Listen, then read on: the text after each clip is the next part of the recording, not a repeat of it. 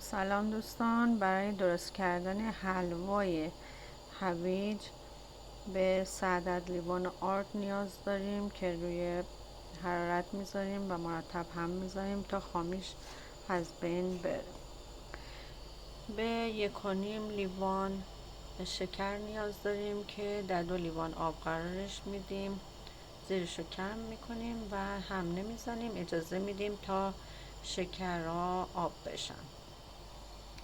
به 3 عدد هویج پوره شده نیاز داریم، 1 لیوان روغن، مقداری گرد گل محمدی و یا گلاب. البته در داخل شهدش میتونید مقداری زعفران هم اضافه کنید و هل. بریم با هم درستش کنیم.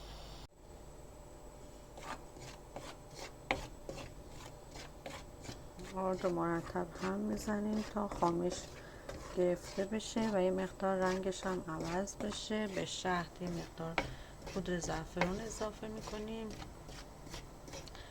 و اجازه میدیم تا یه مقدار جوش بزنه و زعفران هم درش حل بشه.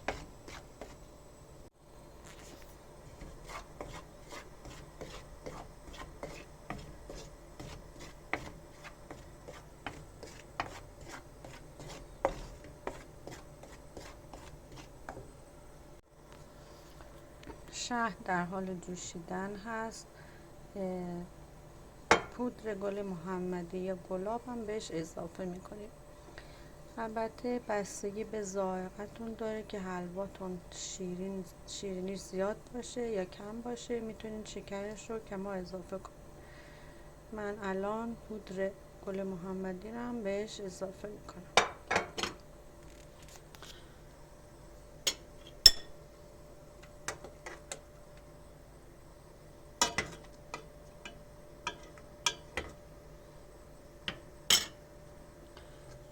آردمونم بعد یه مقدار رنگش عوض بشه و بوی خامیش از بین بره.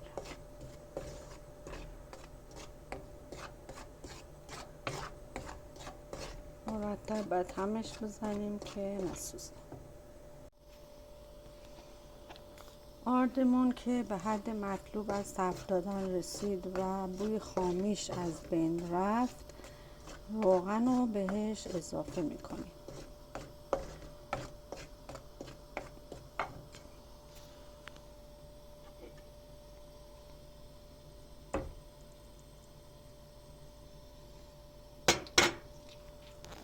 و اینو بعد مرتب هم بزنیم تا روغن به خورد آرد بره.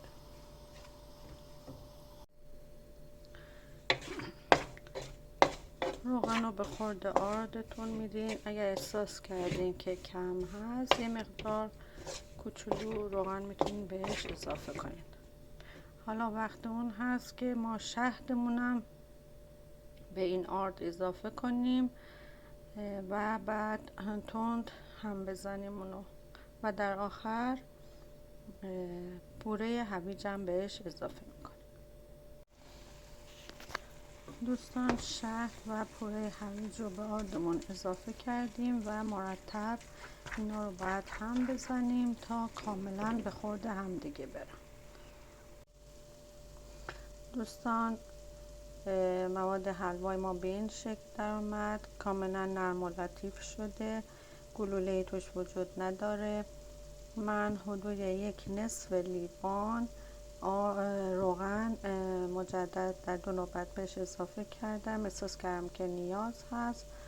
شما هم طبق سلیقه و ذائقه خودتون میتونین روغن و شهدش رو کم و زیاد کنین.